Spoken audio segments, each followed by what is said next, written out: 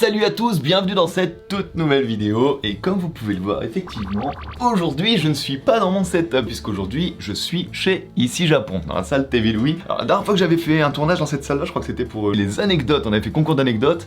Très bonne vidéo, hein, j'ai dû manger des sushis à la fourchette. Super, très bon souvenir, mais ce n'est pas le sujet de cette vidéo. Alors aujourd'hui la vidéo elle consiste en quoi? Il y a pas mal d'entre vous, que ce soit sur Instagram, sur Twitter ou même dans les commentaires des anciennes vidéos, qui m'ont posé des questions sur qu'est-ce qui se passe quand tu déménages au Japon? Qu'est-ce qui se passe quand t'emménages au Japon? Le fait d'arriver dans un pays étranger, au final tu fais face à pas mal de choses, parce que tout est différent quand t'arrives de ton pays dans un pays étranger, c'est vrai pour les autres pays et c'est forcément vrai du coup pour le Japon. Mais du coup ces soucis auxquels tu dois faire face, qu'est-ce qu'il y a? Et c'est sur ça que je vais essayer de revenir dans cette vidéo et vous allez voir, il y a pas mal de choses à dire. Donc vous savez quoi, comme à notre habitude, on va pas perdre plus de temps, c'est parti. Alors du coup pour cette vidéo j'ai séparé tout ça en 10 points et je me suis basé sur certes mon expérience personnelle mais aussi sur un petit peu l'expérience de mes proches, d'autres personnes, des amis à moi par exemple qui habitent au Japon depuis un certain nombre de temps et qui eux aussi m'ont raconté un petit peu leurs anecdotes personnelles, les choses auxquelles ils ont dû faire face en arrivant ici, qui étaient pas forcément cool, pas forcément simples. Et du coup à la fin de la vidéo je ferai aussi intervenir des membres de Ici Japon Corp qui viendront nous raconter leurs anecdotes personnelles. Mais donc à présent commençons cette vidéo par le premier point qui est... Quand je vous parle de l'argent, il y a plein de trucs auxquels on pense pas forcément, mais qui vont vous jouer des tours. Par exemple, il y a un truc tout con, mais le fait que la devise, elle soit différente, certes, tu vas faire le calcul dans ta tête. Tu vas te dire, ok, 1000 yens, c'est 8 euros, 10 000 yens, 80 euros, ça va. Tu sais combien vaut ton billet de 1000 yens ou ton billet de 10 000 yens. Mais le fait que la somme soit différente, le fait que la devise soit différente, le fait que les chiffres soient différents des euros que tu as l'habitude d'utiliser, tu vas te retrouver inconsciemment à beaucoup plus dépenser ton argent. Et du coup, tu vois ton argent qui disparaît petit à petit, alors que t'as pas forcément un confort de vie qui est supérieur à la vie que t'avais en France par exemple. Donc ça déjà c'est le premier point. Ensuite j'avais noté quoi? Bien sûr, il faut tout racheter. Quand vous allez emménager dans votre appartement, forcément il va falloir acheter un canapé, il va falloir acheter un meuble télé, il va falloir acheter un lit, etc. Il faut tout racheter, vous pouvez pas ramener ce que vous aviez déjà en France. Et tout ça, c'est un coût quand même, c'est vraiment un coût assez conséquent au final. Et à ça il faut aussi rajouter une chose. Alors souvent on critique sur le fait que je ne parle que de Tokyo, je ne parle que des grandes villes. Mais je pense que la plupart des gens qui décident de déménager au Japon, c'est pas pour aller s'installer dans la campagne de Aomori. La plupart des gens, ils vont s'installer vers Tokyo ou vers Osaka. Forcément, il y en a certains dans les commentaires qui vont me dire « Oh non, moi si je déménage au Japon, j'ai envie d'aller à Hokkaido. » Il y en a peut-être. Mais la majorité des gens quand même, ce qu'ils veulent savoir, c'est combien ça va leur coûter s'ils décident d'emménager à Tokyo. Et dans ce cas-là, il faut aussi prendre en compte que Tokyo, Osaka, c'est des grandes villes. Tokyo, c'est une capitale. Et de la même manière que quand vous déménagez de la campagne française vers Paris, tout est beaucoup plus cher. À Tokyo aussi, forcément, tout a le prix d'une capitale. Moi, je trouve pas que c'est extrêmement cher, parce que maintenant, ça fait longtemps que je suis habitué à vivre dans une capitale, mais si vous venez d'une petite campagne où tout est très peu cher, c'est vrai que ça peut vous faire un gros choc quand vous allez arriver de voir le prix du train, le prix des légumes, le prix des fruits, etc. Effectivement, tout est beaucoup plus cher qu'en France. Bon, il y a certaines personnes qui seront peut-être pas forcément surprises de ça, mais c'est vrai que quand tu déménages à l'étranger, au final, t'as aucun proche en fait. Et du coup, tu te retrouves dans un pays où t'es tout seul, tu connais personne. Et ça, mine de rien, c'est dur de passer d'un environnement où tu as ta famille, où tu as tes amis que tu connais depuis super longtemps, et là t'arrives, tu connais son père en fait. Et c'est vrai que ça, mine de rien, c'est un peu un choc quand t'arrives. T'es vraiment livré à toi-même, et t'as personne qui est là pour te soutenir, t'as personne sur qui te reposer en quelque sorte. Il y a aussi le fait que tu te retrouves très très loin de ta famille, et mine de rien, la famille ça manque. Bien sûr ça va dépendre de si t'es plus ou moins proche de ta famille. Genre le fait d'habiter loin de ta famille, le fait d'un seul coup en fait de passer d'un endroit où tu peux aller les voir un petit peu quand tu veux, même si vous n'habitez pas dans la même ville, tu peux aller les voir un petit peu quand tu veux, tu vois, je veux dire, tu prends un train, en 2 heures, c'est plié. Au Japon, c'est un peu plus compliqué, tu te retrouves quand même à 10 000 bornes, s'il se passe quelque chose en France, que t'as quelqu'un dans ta famille, il lui arrive quelque chose, avant de pouvoir prendre un avion, pouvoir y aller, etc., c'est beaucoup plus compliqué. Et te retrouver loin de ta famille comme ça, et encore une fois, te retrouver tout seul au Japon, ça peut être un stress, ça peut être un poids auquel il faut te préparer, c'est quelque chose vraiment auquel tu vas devoir faire face en déménageant à l'étranger et en déménageant au Japon. Et ensuite un autre point sur la solitude, il y a aussi le fait que il y a beaucoup de gens qui éprouvent une difficulté à se faire des amis au Japon. Et ça peut venir de pas mal de choses, ça peut venir de la langue, dont je vais parler un petit peu plus tard dans la vidéo, ça peut venir aussi de la culture, dont je vais parler un petit peu plus tard dans la vidéo, et recréer un cercle d'amis aussi consistant que celui que tu pouvais avoir dans ton pays, en France, mine de rien, c'est pas facile. Et ce point-là, la solitude, que ce soit au niveau de la famille, que ce soit au niveau de la difficulté de se faire des amis, c'est quelque chose que j'ai quand même beaucoup entendu de la part des personnes auxquelles j'ai posé la question. Ça s'est un petit peu apaisé avec le temps, ans et maintenant la plupart ils se sont fait quand même un groupe d'amis. C'est quelque chose vraiment qu'ils ont ressenti énormément quand ils sont arrivés au Japon. Je pense que vraiment il faut s'y préparer mentalement avant de venir. Vous allez vous retrouver vraiment tout seul, vous aurez pas d'amis, vous aurez pas de famille sur place. Il va falloir vraiment tout recommencer à zéro. Le regard des gens, ça on m'en a beaucoup parlé aussi et je vais pas rentrer dans des bails de racisme, etc. Moi je fais partie des gens qui pensent que non, le Japon n'est pas un pays raciste. Je ne vais pas revenir dessus dans cette vidéo-ci. Si ça vous intéresse, mettez-le moi dans les commentaires, je vous en ferai une vidéo dédiée. Pour moi ce n'est pas le cas. Par contre, la réalité des choses, c'est que au Japon, il y a quand même plus de 99% des gens qui sont japonais ou asiatiques. Ce qui fait que quand vous êtes caucasien, africain, peu importe, mais que vous n'êtes pas asiatique, forcément, ça se voit. Voilà, c'est dans le lot, ça se voit. C'est comme ça, on ne peut rien y faire. Ce qui fait que pour les Japonais qui n'ont pas l'habitude de voir des gens non asiatiques, forcément, ils vont beaucoup vous regarder parce que vous êtes quelque chose qui est inhabituel pour eux. Mais il n'y a aucune méchanceté là-dedans. Par contre, le fait de se faire regarder de cette façon-là, le regard des gens, c'est vrai que c'est un poids. Que vous alliez faire vos courses, que vous vous promeniez dans la rue, que vous alliez dans un bar, peu importe où vous allez aller, les gens vont vous regarder. Et il y a pas mal de gens qui le supportent pas. Et j'en ai beaucoup autour de moi qui disent vraiment qu'ils en ont marre, que pour eux c'est un stress constant d'avoir tout le temps les gens les yeux braqués sur eux juste parce qu'ils sont étrangers. Et encore une fois, c'est pas du racisme, il faut vraiment pas mélanger les choses, c'est juste que voilà, vous êtes la minorité en fait. Et forcément quand tu es la minorité, tu ressors du lot et les gens vont avoir plus tendance à regarder parce qu'ils ne connaissent pas. Et ça malheureusement, ça a un poids. Je peux pas rentrer dans tous les détails parce qu'il y a trop de choses à dire. Trop, beaucoup trop. Mais encore une fois, en demandant à droite à gauche à mes amis et en me basant bien sûr sur mon expérience personnelle, j'en ai listé quelques-uns assez croustillants dont je vais vous parler. Premièrement, le système est beaucoup trop vieux. Alors vous en avez déjà entendu parler, je le sais, mais ici, tout fonctionne encore par papier. Quand vous allez dans une mairie pour changer votre adresse ou quoi, ils ont des classeurs. Ils utilisent le fax. Le fax. Et ça amène à quoi? Ça amène que vous ne pouvez rien faire sur internet. N'importe quelle demande que vous allez faire, elle se fera sur place, dans une mairie ou dans l'endroit où vous avez besoin de demander un papier. En gros, pour faire une demande d'un papier, il faut que ça passe par 10 personnes. Vous allez faire la demande à une personne qui va demander à son c'est tout le temps comme ça. Donc voilà, au niveau administratif, c'est chiant. Mais il y a d'autres choses dans le même style. Le système des factures au Japon. Il y a pas trop de gens qui en parlent, mais je pense que quand t'arrives au Japon et que t'es pas habitué à ce système de facture, t'es en mode je comprends pas. Parce qu'en France, la plupart du temps, ça va être des prélèvements automatiques. Vous allez dire voilà, ça c'est mon compte en banque, vous devez me prélever le téléphone, allez-y, hop, prélever le téléphone, c'est fini, j'ai rien vu.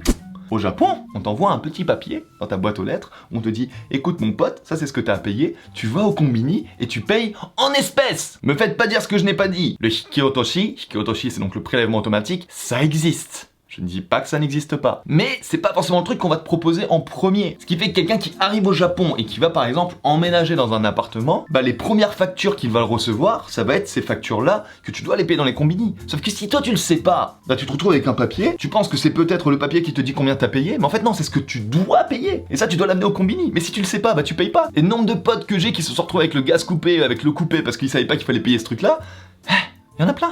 Ensuite, autre chose qui est un petit peu liée à ce qu'on a dit tout à l'heure en parlant de l'administration, dès que vous allez vouloir ouvrir un compte en banque, ouvrir votre ligne téléphonique, demander internet chez vous, c'est une galère. Mais une galère sans nom. Parce qu'encore une fois, tonne de papier, comme à notre habitude. La plupart du temps, c'est tout en japonais, donc si tu parles pas japonais, alors des fois, t'as des opérateurs qui parlent anglais, mais la plupart du temps, c'est des japonais qui ont fait anglais LV2 et... enfin voilà.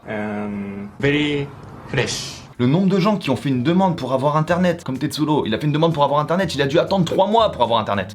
Et aussi ça nous amène au dernier point dont je veux vous parler dans cette section, c'est les prénoms. Parce que je sais pas pour vous, mais dans mon cas, j'ai plusieurs prénoms. J'ai mon nom de famille, mon prénom japonais, mon prénom français, et j'ai aussi 2 autres prénoms, qui sont les prénoms de mes grands-parents.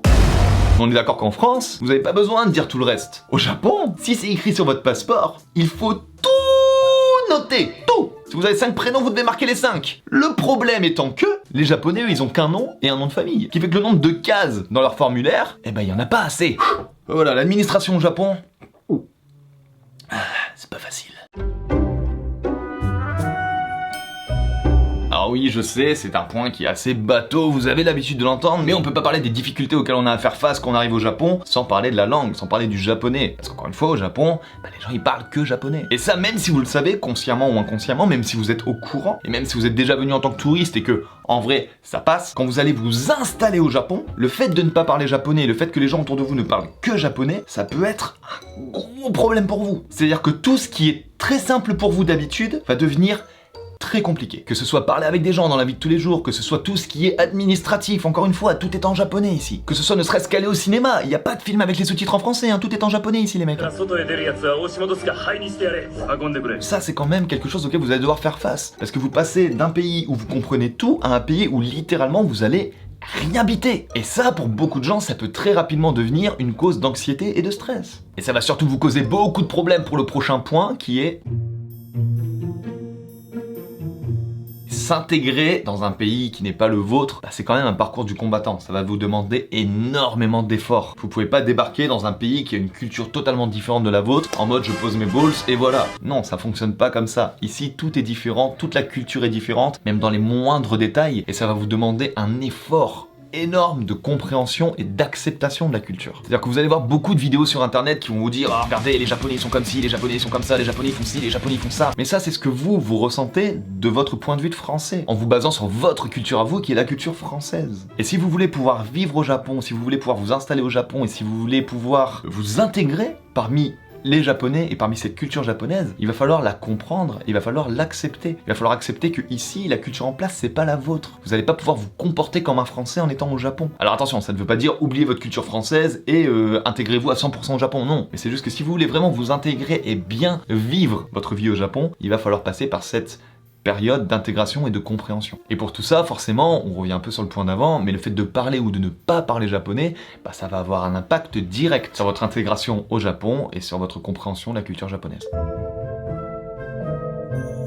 Alors ensuite, le fait de déménager à l'étranger, c'est vrai pour le Japon, mais c'est vrai pour les autres pays aussi, c'est aussi devoir changer ses habitudes. Vous allez voir que le quotidien au Japon, il est assez différent de la France, ce qui fait que vous allez avoir quelques inconvénients au départ. Par exemple, les poubelles. Ah oui, je sais, Louis en a déjà parlé dans sa vidéo, d'autres gens en ont déjà parlé dans leurs vidéos. Encore une fois, voilà, quand on parle des inconvénients du quotidien au Japon, je pense que les poubelles, ça doit être le top 1. Parce qu'au Japon, on doit faire le tri. Mais quand je vous dis on doit faire le tri, on doit faire le tri. Et ça, à la limite, c'est pas grave. Ça, à la limite, tu t'habitues assez rapidement au final. Les bouteilles en plastique, c'est à part. Les bouchons, tu dois les enlever, tu dois retirer le plastique de la bouteille. Ok, ça c'est bon. Ok, ça va. Le souci étant que c'est différent partout. C'est-à-dire que là, moi par exemple, truc tout con, là je viens de déménager, qui fait que voilà, j'ai dû m'habituer un petit peu au jour des poubelles ici, à la façon de faire, parce qu'encore une fois la façon de faire est différente aussi, mais dans ma tête j'ai encore un petit peu la façon de faire que j'avais dans mon ancien appartement. Mais en plus de ça, quand je vais chez Fanny, le jour des poubelles chez Fanny et la manière de faire est différente. Ce qui fait que là dans ma tête, j'ai 3 méthodes différentes qui sont totalement mélangées, alors qu'on est tous à Tokyo. Pourquoi il n'y a pas une méthode qui est la bonne méthode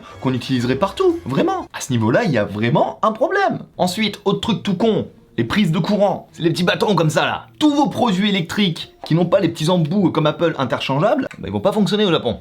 Donc pour la plupart de vos appareils électriques, il va falloir les racheter tout simplement. Et il faut aussi s'habituer à un truc, moi je vous avoue ça m'avait fait bizarre quand j'avais déménagé au Japon, c'est le fait que t'as l'impression qu'il n'y a pas de protection. Sur les prises au Japon, c'est à même le mur, vous avez le métal qui est directement visible comme ça. Le nombre de fois où j'ai branché un truc et j'ai vu des étincelles, plein de fois, vraiment. Et pour les quelques électriciens parmi vous, il n'y a pas de prise terre. Et ensuite aussi, autre inconvénient du quotidien, faire ses courses. Parce que voilà, je pense que tout le monde a un petit peu ses petites habitudes, vous avez toujours les petits trucs que vous achetez quand vous faites vos courses, etc. Vous êtes habitué à ces choses-là. Au Japon, vous les trouverez pas pour la plupart. Au Japon, dans les supermarchés, vous allez trouver ce que les Japonais utilisent eux dans leur quotidien. Donc au niveau de la nourriture, par exemple, vous allez surtout trouver des produits que eux utilisent pour la cuisine japonaise. Et ça, là, on n'y pense pas forcément au départ, mais mine de rien, quand t'arrives dans un supermarché et que tout ce que tu vois, c'est des choses que toi t'achètes pas d'habitude et tous les trucs que toi t'as envie, tu les trouves pas, tu t'y perds assez rapidement. Il y a aussi autre chose, c'est le fait que tout est en japonais et le fait que les packaging soient différents, les trucs que t'as envie, tu les trouves pas. Combien de gens autour de moi qui étaient partis acheter de la levure, de la farine, du beurre et qui se sont retrouvés devant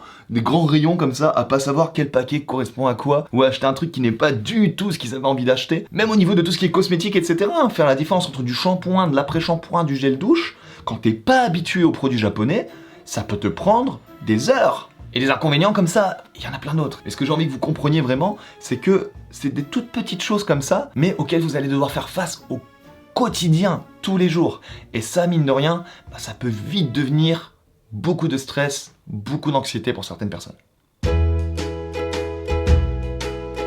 Alors ça, c'est un point que moi j'ai rajouté par rapport à une expérience personnelle. Mais je me dis, il y a certaines personnes d'entre vous qui sont très jeunes et qui se disent, dès que j'aurai 18 ans, c'est parti, je pars au Japon. Et je comprends, moi je suis parti à 19 ans, j'ai fait la même chose. Mais il faut que vous vous attendiez à une chose, c'est qu'au Japon, la majorité, elle est à 20 ans. Et d'ailleurs, même si au Japon, l'âge de la majorité va changer, je ne sais pas exactement au niveau administratif à quel point les choses vont changer. Donc je vous parle quand même de ce point-là, c'est quelque chose qui moi m'est arrivé personnellement. En gros, quand je suis arrivé au Japon, j'avais 19 ans. Ce qui fait qu'en France, je suis majeur. Je savais qu'au Japon, la majorité était à 20 ans, mais je pensais pas que ça allait autant me casser les couilles. Parce que des problèmes à cause de mon âge quand je suis arrivé, j'en ai eu plein. Et un des problèmes principaux fait qu'au niveau administratif, je n'avais le droit de rien faire. Je suis arrivé au Japon, je me suis dit bon allez, je vais commencer à travailler très rapidement. Donc tu fais des demandes de boulot et là on te dit ok, pas de souci, on veut bien te prendre, mais est-ce que tu as un compte en banque? Tu dis bah non, j'ai pas encore mon compte en banque. Donc gentiment, on te dit bah écoute, va faire un compte en banque et reviens nous voir pour commencer à travailler. Donc toi, tu vas à la banque, tu dis bonjour, je viens d'arriver au Japon, j'aimerais ouvrir un compte en banque. On commence à te faire signer les papiers, et quand la personne en face de toi, elle voit que t'as pas 20 ans, elle dit ah, on va avoir besoin de la signature de votre maman. Sauf que la maman elle est en France. Et donc à ce moment-là, on te dit bah revenez quand vous aurez 20 ans. Ah bon? Mais du coup je fais comment? Parce que moi j'ai besoin de bosser au bout d'un moment pour manger. Et ce genre de paradoxe là, j'en ai vu plein.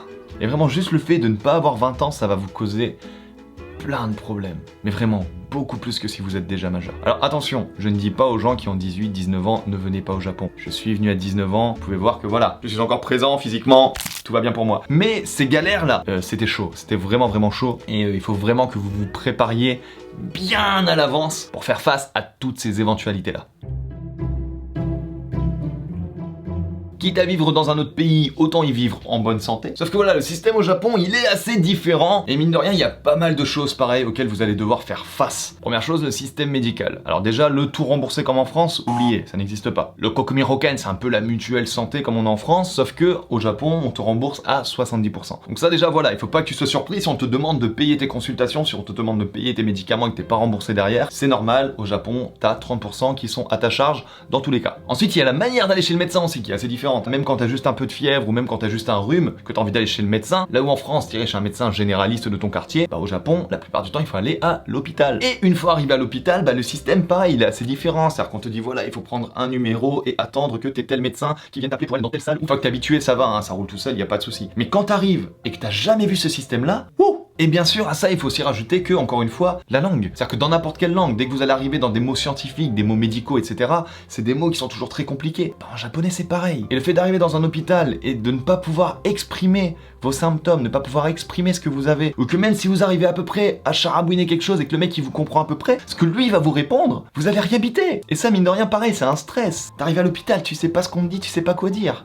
C'est horrible. Et enfin, pour terminer sur ce point-là, il faut aussi rajouter que quand tu as l'habitude de prendre certains médicaments, etc., trouver les mêmes médicaments ou les équivalents au Japon, c'est assez compliqué, parce que souvent les noms sont différents, les doses sont différentes, et réussir à expliquer à ton médecin que tu as besoin de tel ou tel médicament, etc., pareil, ça peut vite devenir un parcours du combattant. Et si je peux vous donner un conseil, c'est essayer de trouver sur internet des forums ou alors des sites sur lesquels il y a des gens qui sont dans votre cas, si vous avez un souci de santé particulier, qui puissent vous expliquer les démarches précises à faire au Japon, parce que par vous-même, réussir à comprendre ça de vous-même, croyez-moi, ça peut vite devenir très compliqué. Et du coup, pour terminer, trouver un emploi. Quand vous décidez de vivre à l'étranger, forcément, qui dit vivre, dit travailler, faire de la moulaga. Sauf que voilà, quand t'es au Japon, trouver un travail, ça peut vite devenir compliqué si tu coches pas quelques cases au préalable. Déjà, encore une fois, la langue. Si tu parles pas japonais, t'auras que les boulots où il faut parler anglais ou français. Et ça, forcément, il y en a beaucoup moins. C'est logique. Mais ensuite, il faut aussi rajouter à ça que pour avoir un visa travail, il faut forcément avoir un diplôme. Non. C'est-à-dire que le visa travail, t'y as accès seulement si t'as au moins une licence 3. Et peu importe si tu trouves une compagnie qui, elle, est prête à te sponsoriser ton visa, machin et tout, le visa travail, vous avez besoin de prouver que vous avez un diplôme, que vous êtes sorti de la fac. Et du coup, voilà, tout ça, ça fait que ça peut devenir assez compliqué de trouver un véritable emploi à peu près stable au Japon. Et ça, c'est quand même une grosse cause d'anxiété chez beaucoup de gens, parce que voilà, ils sont ici, ils espèrent trouver un travail assez rapidement, et au final, ils en trouvent pas. Ils se retrouvent à devoir rentrer en France, ou ils se retrouvent à pas savoir s'ils vont pouvoir renouveler leur visa. Et c'est vrai que le nombre de personnes autour de moi, pareil, qui sont en stress constant à cause de cette histoire de travail, j'en connais vraiment plein. Et ça aussi, c'est une chose à laquelle il va falloir que vous fassiez face, à laquelle il va falloir que vous vous prépariez si vous décidez un jour de venir emménager au Japon. Donc voilà, tout ça c'est tous les points, c'est toutes les difficultés auxquelles vous allez avoir à faire face. Si jamais vous décidez de venir au Japon, il y a beaucoup de gens qui sont pas prêts à faire face à autant de choses et c'est normal, je peux comprendre. Des fois on est bien dans notre petit confort de vie. Et si vous décidez de déménager à l'étranger ou si vous décidez de déménager au Japon, dans notre cas à nous,